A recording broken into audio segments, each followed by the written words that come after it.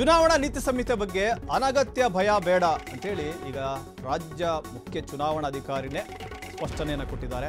ಮದುವೆ ಇರಲಿ, ನಾಮಕರಣ ಇರಲಿ, ಸೀಮಂತ ಇರಲಿ, ಬರ್ತ್ಡೇ ಪಾರ್ಟಿ ಇರಲಿ, ಅದು ಯಾವುದಕ್ಕೂ ನೋ ಪ್ರಾಬ್ಲಮ್, ಅದನ್ನೆಲ್ಲ ಕೂಡ ಆಚರಿಸಬಹುದು ಅಂತೇಳಿ ಚುನಾವಣಾಧಿಕಾರಿಗಳು ಸ್ಪಷ್ಟವಾಗಿ ಹೇಳಿದ್ದಾರೆ. ಕೆಲವರಿಗೆ ಗೊಂದಲ ಇತ್ತು, ಚುನಾವಣಾ ನೀತಿ ಸಂಹಿತೆ ಇದೆ, ಮದುವೆ ಕಾರ್ಯಕ್ರಮ ನಡೆಸ್ಬೋದಾ, ನಾಮಕರಣ ಮಾಡ್ಬೋದಾ ಏನು ಅಂತೆಲ್ಲ ಸ್ವಲ್ಪ ಡೌಟ್ ಇತ್ತು. ಅದಕ್ಕೂ ಕೂಡ ಪರ್ಮಿಷನ್ ತಗೋಬೇಕಾಗತ್ತಾ ಅಂಥೇಳಿ ಅದಕ್ಕೆ ಅವರು ಸ್ಪಷ್ಟನೆ ಕೊಟ್ಟಿರುವಂಥದ್ದು. ಯಾವುದೇ ರೀತಿಯಾದ ಪರ್ಮಿಷನ್ ಅಗತ್ಯ ಇಲ್ಲ. ನಿಮ್ದು ಯಾವುದೇ ಕೌಟುಂಬಿಕ ಕಾರ್ಯಕ್ರಮಗಳಿದ್ರೂ ಕೂಡ ಅದನ್ನು ಮಾಡ್ಕೊಳ್ಬೋದು. ಕೌಟುಂಬಿಕ ಕಾರ್ಯಕ್ರಮಗಳಿಗೆ ನೀತಿ ಸಂಹಿತೆ ಅನ್ವಯಿಸಲ್ಲ.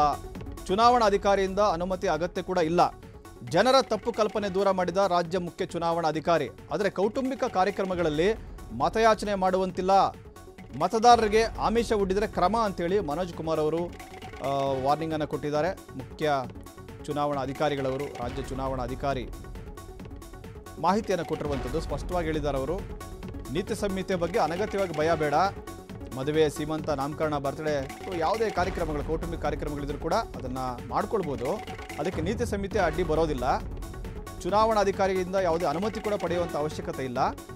ಜನರು ತಪ್ಪು ಕಲ್ಪನೆ ಹೇಳಿದರೆ ಆ ತಪ್ಪು ಕಲ್ಪನೆಯನ್ನು ಅವರು ದೂರ ಮಾಡಿದ್ದಾರೆ. ಆದರೆ ಕೌಟುಂಬಿಕ ಕಾರ್ಯಕ್ರಮಗಳ ನೆಪದಲ್ಲಿ ಏನಾದರೂ ಮತಯಾಚನೆ ಮಾಡೋದು, ಅಲ್ಲಿ ಮತದಾರರಿಗೆ ಆಮಿಷ ಒಡ್ಡೋದು, ಉಡುಗೊರೆ ಕೊಡೋದು, ಓಟ್ ಹಾಕಿ ಅಂತ ಕೇಳೋದು, ಇವೆಲ್ಲ ಮಾಡಿದ್ರೆ ಅದು ನೀತಿ ಸಂಹಿತೆಯ ಸ್ಪಷ್ಟ ಉಲ್ಲಂಘನೆ ಆಗುತ್ತೆ. ಆವಾಗ ನಾವು ಕ್ರಮ ಕೈಗೊಳ್ತೀವಿ ಅಂತೇಳಿ ಅವರು ಎಚ್ಚರಿಕೆ ನೀಡಿದ್ದಾರೆ.